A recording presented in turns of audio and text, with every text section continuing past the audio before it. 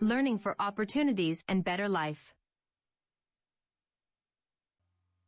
ټولو ته د زما لخوا سلامي. بیا هم د ترانزیشن او انیمیشن مقایسوي ښوونیزې ویډیو سره له تاسو سره یم. نن زه غواړم چې په پاورپوینټ کې تر ټولو غوره او په زړه پورې ترانزیشن تاسو ته وښایم. کیدای شي چې تاسو ګڼ شمېر ترانزیشنې مو لیدلي وي چې خلکو د پریزنټیشن ورکولو په ترڅ کې کارولي وي، او دا هم کیدای شي چې تاسو داسې احساس کړی وي چې سم او پر ځای ترانزیشن نه دي کارول شوي، او کوم پیغام چې د اړونده پریزنټیشن له لارې ورکول کېده د خپل مسیر څخه منحرف ښکاره شوي وي. خو اوس دا ټول د مورف له ترانزیشن سره بدل شوي، ځکه د مورف ترانزیشن سره تاسو کولی شئ چې سټل یا ظریف او غلي ترانزیشن اضافه کړئ چې ډیر کلاسیک به ښکاري او ستاسو د پیغام په لیږدولو کې به ډیر اغیزمن وي. زه دلته یو څو مختلفو مثالونو ته ورځم. امید دی چې تاسو دا درک کړئ چې د مورف ترانزیشن سره څه امکان پذیره کیدای شي. نو راځئ چې پاورپوینټ پرانیزو او مورف استعمال کړو. پایل یې له دې ځای څخه کوو چې مورف څه ته وایي. مورف په لغت کې اړول د یو انځور بل انځور ته مورف وایي. او دا چې په پاورپوینټ کې څه ته وایي او څه کولی شو، راځئ چې تجربه یې کړو. د دې هدف لپاره موږ په دې سلاید کې دا لوګو یا انځور لرو. موږ د دې سلاید کاپي اخلو. نو رایټ ماوس تڼۍ ورباندې کلیک کوو او له ځوړنده شوي لیست څخه دوپلیکیټ په نښه کوو. تاسو وینئ چې دوهم کاپي د سلاید یې اضافه کړه. یا هم کولی شئ کنټرول او ډي ته یو ځای فشار ورکړئ چې دا هم دوهمه کاپي د سلاید موږ ته راکوي، چې په دې کار سره اوس موږ دوه یو شان سلایډونه لرو. په دې دوهم سلاید کې زه دغه آبجکټ را اخلم او کوچنی کوم یې، یعنې کیدای شي دې اندازې ته یې راوړم او همدارنګه موقعیت ته یې تغییر ورکوم او د سلاید پورتنۍ برخې ته چې دا ځای دی وړم یې. اوس په داسې حال کې چې دوهم سلاید په نښه دی، نو ترانزیشن تاب باندې کلیک کوم او د ریبن څخه یې مورف ټاکم. په کیڼ لوري د ریبن کې پریویو کماند باندې کلیک کوم ترڅو نتیجه ښکاره شي. تاسو ولیده چې مورف څه وکړل. مورف د لومړي سلاید څخه یې آبجکټ واخیسته او په دوهم سلاید کې نوي موقعیت ته له نوي اندازې سره یې مورف یا تغییر کړل. خو نو دا خو داسې ښکاره شو لکه چې موږ د مورف ترانزیشن په واسطه لږ څه انیمیشن کاري مو وکړه او بس. دلته زه یو ځل بیا ورته افکت یا حرکت دغې لوګو یا انځور ته ورکوم، خو دا ځل د انیمیشن په کارولو سره. ښه نو چې دغې لوګو ته مو د انیمیشن په مرسته حرکت ورکړی وي، لوګو په نښه کوو او د انیمیشن تاب باندې کلیک کوو. دلته اوس د دې اړتیا لیدل کېږي چې موږ څو بیل انیمیشن سره یو ځای کړو ترڅو دې لوګو ته حرکت ورکړو. تر ټولو لومړی په دې سرکوزي غشي باندې کلیک او موشن پارت ټاکو.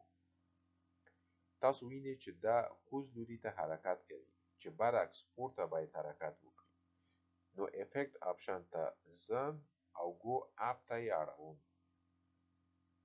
اوس ګورو چې پورته حرکت کوي، خو اندازه یې بیا هم په خپل ځای ده. بیا هم اډ انیمیشن باندې کلیک کوم او ورپسې ګرو او شرینک ټاکم. خو بای ډیفالت دا غټیږي، نو دې ته هم باید تغییر ورکړو. نو افکت آپشن ته ځو او د اماونت له ګروپ څخه سمالر باندې کلیک کوو. دلته اندازه ښې کوچنۍ شوه، خو دا مهال دواړه انیمیشن یا حرکات یو بل پسې واقع کیږي. خو زه غواړم چې دواړه انیمیشن په یو وخت کې ترسره شي. نو په انیمیشن پن باندې کلیک کوم ترڅو په ښي لوري کې پن یا کړکۍ څرګند شي.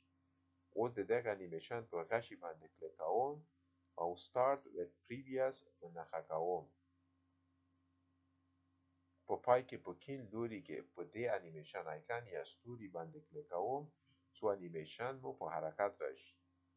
چې تاسو وینئ لوګو مو کوچنی کیږي او نوي موقعیت ته حرکت کوي. ښه نو تاسو ولیده کوم کار چې د مورف ترانزیشن په کارولو سره وشو، دلته د انیمیشن په استعمال هم ترسره شو.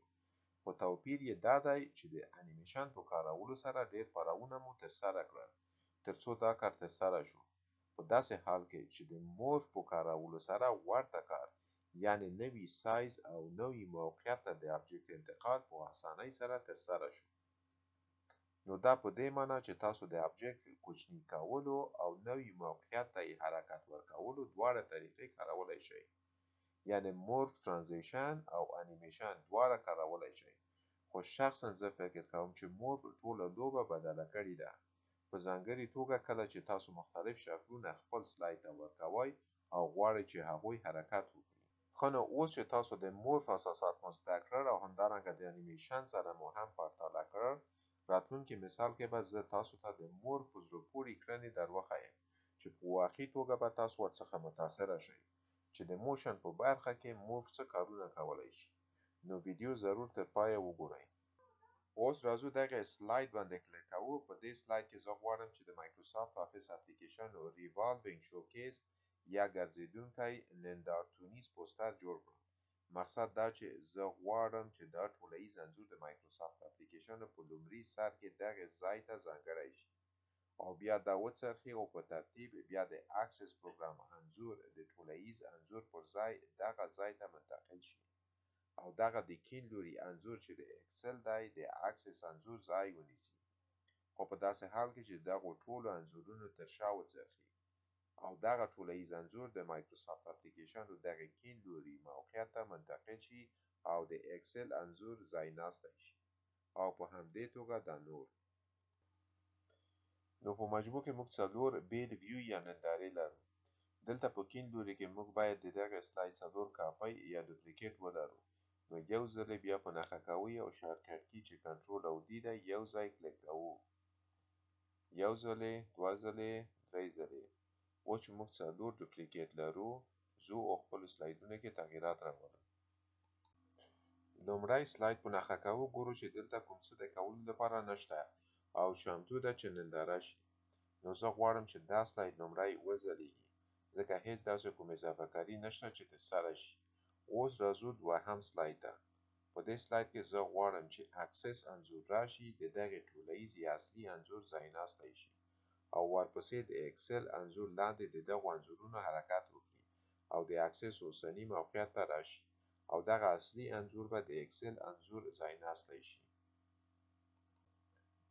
ښه، زه نو دغه د اکسل ابجکت په نښه کوم او مخ ته یې اړوم، یعنی رایټ ماوس تڼۍ یې کېکاږو او له ډراپ ډاون باکس څخه برینګ ټو فرنټ ته ټک ورکوو. اوس چې ابجکت مخې ته راغی، ورم یې چیرته چې د مایکروسافت اپلیکیشن ټولیز پوسټر دی. سایز یا اندازه یې غټوم ترڅو دغه بل پوسټر په اندازه شي. ورپسې د اکسل انځور په نښه کوم، رایټ کلیک او سینډ ټو بیک په نښه کوم او انتقالوم یې دغه موقعیت ته چیرته چې د اکسس انځور و. ورپسې د مایکروسافت ټولیز یا اصلي انځور اخلم او دغه موقعیت ته چیرته چې د اکسل انځور و منتقلوم یې، خو سایز یې هم باید کوچنی شي چې کولی شئ اړونده تغییرات د فارمټ پیکچر د آپشنو له لارې هم رامنځته کړئ. اوس ورته تغییرات په راتلونکي سلاید کې راولو. سلاید په نښه کوو او دا ځل د اکسل انځور باندې رایټ ماوس کلیک کوو، لیست څرګندیږي او برینګ ټو فرنټ ته ټک ورکوو. دا ځل به اکسل منځني موقعیت ته راشي او د ټولیز یا اصلي انځور ځای ناستی به شي. ابعاد یې سموو چې خپلې اندازې ته شي. یو ځل بیا به اکسس حرکت وکړي او د اکسل ځای به ونیسي او ټولیز انځور به د مایکروسافت اکسس انځور پر ځای راشي. اندازې کې ضروري تغییرات راولو او رایټ ماوس په کلیک کولو سره سینډ ټو بیک ته ټک ورکوو ترڅو ابجکت شاته لاړ شي. اوس وړاندې تر دې چې د مورف ترانزیشن وکاروو، یو بل تغییر هم راولو. څلورم سلاید په نښه کوو او اکسس ابجکت باندې رایټ ماوس تڼۍ کېکاږو او سینډ ټو بیک باندې کلیک کوو. اوس نو که تاسو په دې فکر کوئ چې ولې زه ځینې انځورونه شاته لیږم، دلیل یې دا دی چې که چیرې تاسو مخکنی سلاید ته ځیر شئ نو اکسس په کیڼ لوري کې ځای لري او په څلورم سلاید کې دغه حرکت کوي او ښي لوري ته ځي. او موږ غواړو چې دا آبجکت د نورو آبجکتو لاندې حرکت وکړي. اوس چې اړونده تغییرات مو په سلایډونو کې رامنځته کړل، نو 5م، 6م او 7م سلاید منحه کوو او ترانزیشن تاب باندې کلیک کوو او مورف منحه کوو. په کیڼ لوري کې د هر سلاید تمنیل ترڅنګ د ستوري علامت څرګندیږي چې دا په ډاګه کوي چې نوموړي سلایډونو ته انیمیشن یا ترانزیشن کارول شوي. او د خپل ترسره شوي کار د لیدو لپاره 4م سلاید منحه کوو او لاندې سټاتس بار کې سلاید شو آیکن باندې کلیک کوو. اوس تاسو د دغه بوختوونکي څرخي نندارتون لومړی پوسټر ګورئ چې څومره په ښایسته انداز سره په مرکزیت راڅرخي. همداسې 2م، 3م او بیرته شروع ته ځي. په واقعیت سره هم چې دا ډیره عالي لاره ده چې تاسو د سلایډونو ترمنځ ترانزیشن وکاروئ او بیا په ټاکلي شیانو باندې تمرکز وکړئ.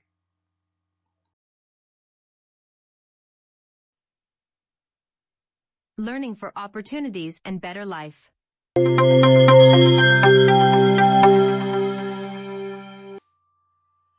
دا ول د دغه ښوونیزې ویډیو چمتو شوي محتویات. که چیرې ویډیو مو خوښه شوې نو ضرور یې لایک او شیر کړئ او که چینل ته نوي یاست نو سبسکرایبول مه هیروئ. ګنګري یا زنګولې ته هم ټک وکړئ ترڅو له ټولو نویو ویډیوګانو څخه پر وخت خبر شئ. تر بلې ښوونیزې ویډیو هیچا